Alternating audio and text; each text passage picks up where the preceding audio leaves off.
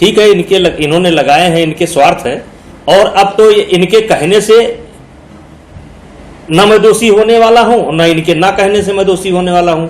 अब तो अदालत के पास है, और मैंने स्वयं कहा था कि जिस दिन एक भी आरोप मेरे ऊपर साबित हो जाएगा उस दिन स्वतः फांसी पर लटक जाऊंगा। आज उस बात पर कायम हूं।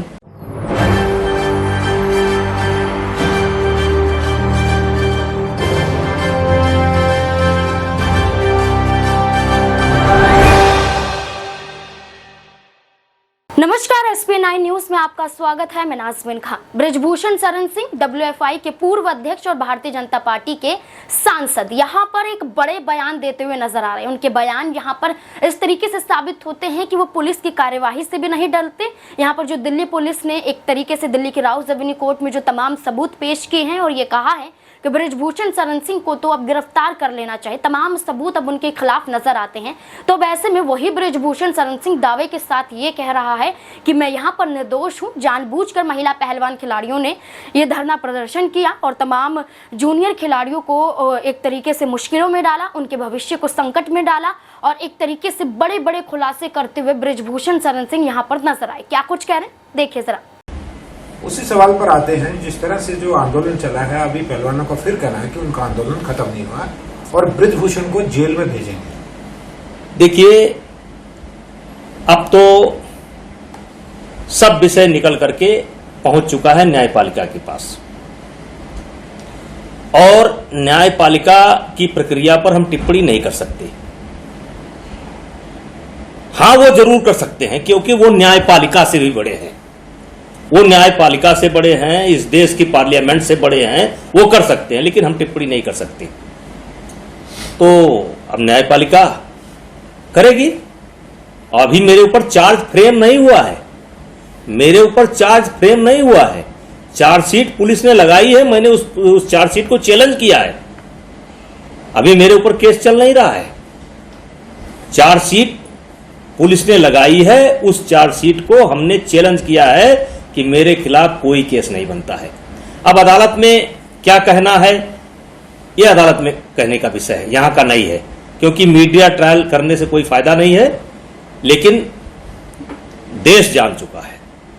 आप बार बार ये कहते थे कि ये स्पॉन्सर्ड है कहीं न कहीं से। यस। दीपेंद्र हुड्डा का भी। यस।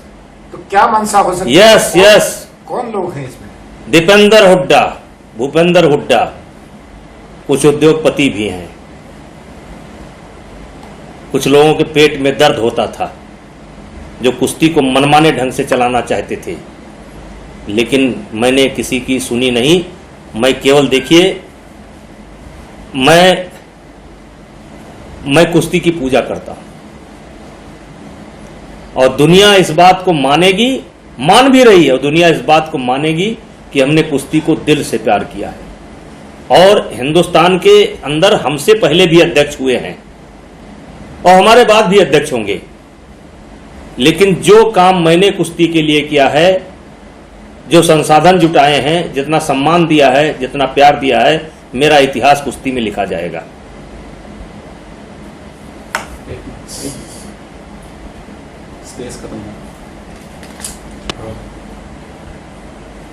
अच्छा सांसद महोदय, जिस तरह से जो विवाद रहा है, खासतौर पर जिस तरह से हम डॉक्यूमेंट्री देखते हैं या पीछे के फोटोज देखते हैं, जो इल्जाम लगाने वाले प्लेयर हैं वो आपसे बड़ी शालीनता के साथ मिल रहे हैं, गलबगिया कर रहे हैं। फिर ऐसा क्या हो जाता है कि इतने संगीन आरोप आप पर लगाते हैं, चाहे उसमें साक्षी हो और दूसरे प्लेयर हो? देखिए, किसी का नाम लेना उचित नहीं है, क्योंकि इसमें किसी लड़की का नाम नहीं है। कोर्ट ने भी रोका हुआ ABC करके चलता है, तो मैं किसी का नाम नहीं लेना चाहता हूं। ठीक है, इन्होंने लगाए हैं, इनके स्वार्थ हैं, और अब तो इनके कहने से न मैं दोषी होने वाला हूं और न इनके ना कहने से मैं दोषी होने वाला हूं। अब तो अदालत के पास है, और मैंने स्वयं कहा था कि जिस दिन एक भी आरोप मेरे ऊपर साबित हो जाएगा उस दिन स्वतः फांसी पर लटक जाऊंगा। आज उस बात पर कायम हूं। अब ये बतावें क्या करेंगे? हम तो बता चुके हैं, सीधे फांसी। ये बतावें क्या करेंगे? और मुझे आज भी न्यायपालिका को पर भरोसा है, पहले भी था, आज भी है। मैं तो कह चुका हूं कि जिस दिन मेरे ऊपर एक भी आरोप साबित हो जाएगा, एक भी घटना साबित हो जाएगी, मैं सीधे प्राण दे दूंगा। ये बतावें क्या प्राण देंगे? आज अभी मैं नाम नहीं लेना चाहता हूं, एक कोई वीडियो वायरल हुआ है और उसमें मैं किसी खिलाड़ी का बयान सुन रहा हूं। उसमें खिलाड़ी कुछ बोलते हैं कि ऐसे बिना समझे किसी के ऊपर आरोप लगाना बहुत गलत होता है। बिल्कुल सही कह रहे हो, बिना सोचे समझे आरोप लगाना बहुत गलत होता है, निराधार आरोप लगाना बहुत गलत होता है। लेकिन मेरे साथ क्या किया, मेरे साथ क्या किया?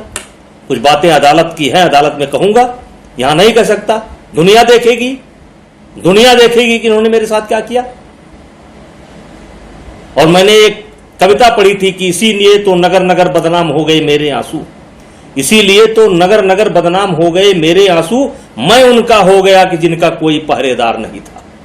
मैं जूनियर बच्चों के साथ खड़ा हो गया, कमजोर बच्चों के साथ खड़ा हो गया कि भाई आपको तो वर्ल्ड का मेडल मिल चुका, आपको जो है एशियन गेम्स का मेडल मिल चुका, आपको जो है ओलंपिक का मेडल मिल चुका, तो क्यों बिना ट्रायल को आपके भेजा जाए?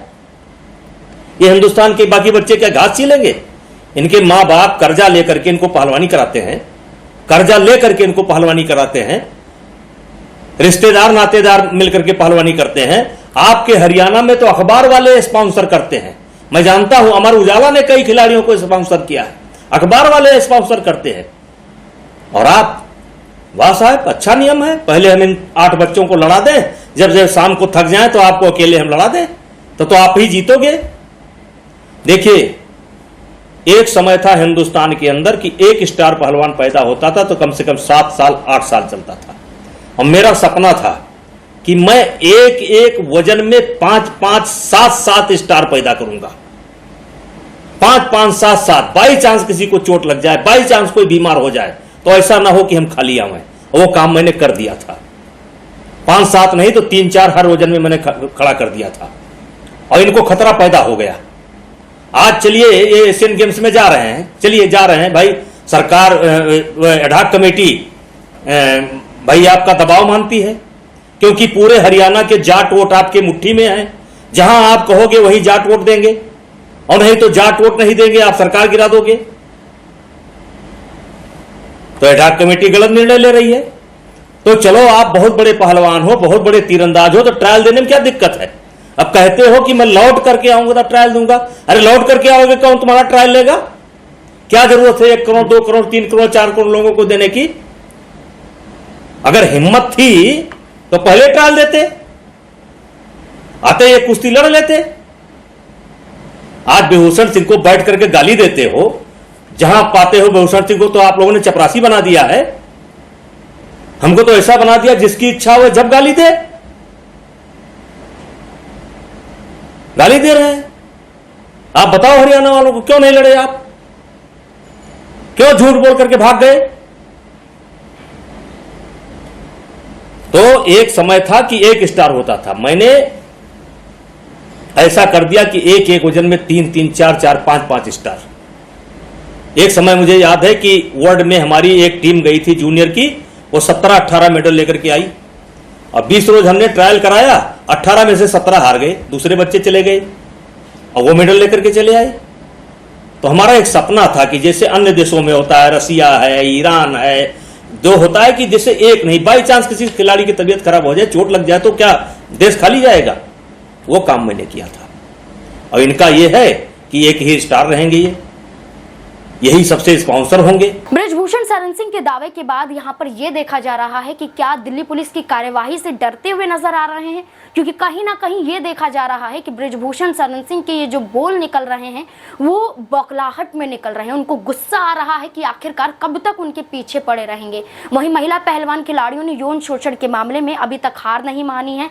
धरना प्रदर्शन की बात करें तो बेशक शारीरिक रूप से धरना प्रदर्शन नहीं किया जा रहा है, लेकिन अभी भी इसके विरोध में वो देखी जा रही है। और इसी को लेकर ब्रिजभूषण शरण सिंह का कहना है कि धरना दीजिए, चाहे मेरे खिलाफ बयान दीजिए, लेकिन मैं गलत नहीं हूं। इस तरीके के बयान वो पेश करते हुए नजर आ रहे हैं। अब इस मुद्दे को लेकर आपकी क्या राय बनती है?